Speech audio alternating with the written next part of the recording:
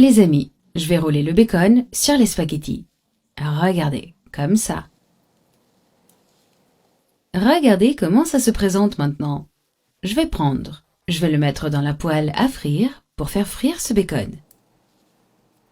Vous le mettez ici. Rangez toujours, jusqu'à ce que le bacon soit bien doré. Alors les amis, ici, je l'ai retourné pour que vous puissiez voir à quel point il est bien doré. Ici, je n'ai pas eu besoin de mettre de l'huile ou de l'huile d'olive, parce que le bacon est déjà gras, n'est-ce pas? Il libère déjà de l'huile, donc ce n'est pas nécessaire. Les amis, le bacon est bien frit ici. Maintenant, je vais le mettre de côté et le mettre dans l'assiette. Nous allons faire frire toutes les autres pâtes que nous avons roulées. Alors les amis, maintenant, c'est frit. Nous allons les mettre ici, rangés dans la poêle à frire. Regardez. J'ai changé de poêle parce que nous allons les faire cuire dans la sauce. Je les mets toutes ici. Les amis, cette recette est vraiment bonne.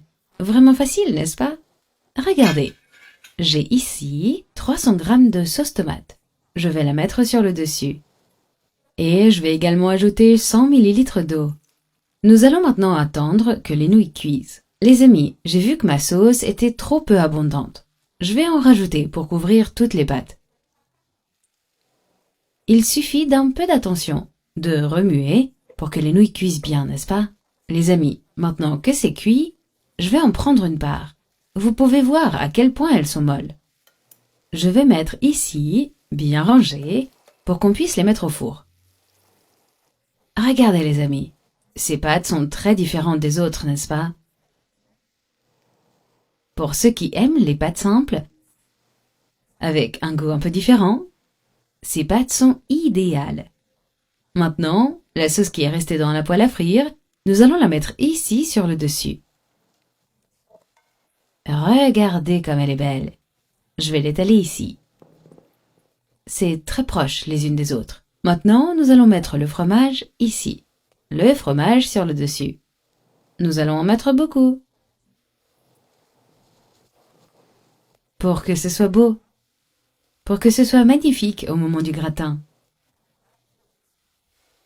Le gratin de pâte au fromage est très bon.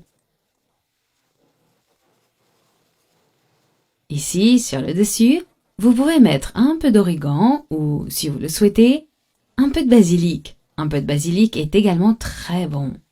Nous allons maintenant mettre ce fromage au four pour le faire gratiner. Ici, le fromage à gratiner. Je vais l'amener ici pour que vous puissiez le voir. Regardez. Mettez-le dans l'assiette.